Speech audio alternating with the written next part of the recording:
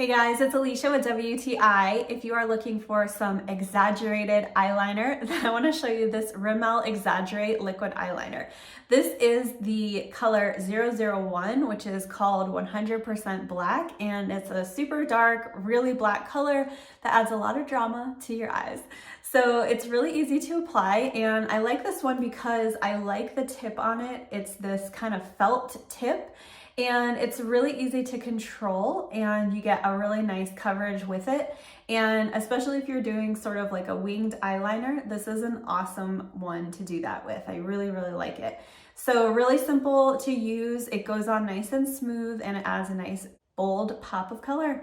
So if you're looking to line your eyes and really exaggerate them and make them pop, then I would definitely check out this Rimmel eyeliner. I really like it, and that's my point of view.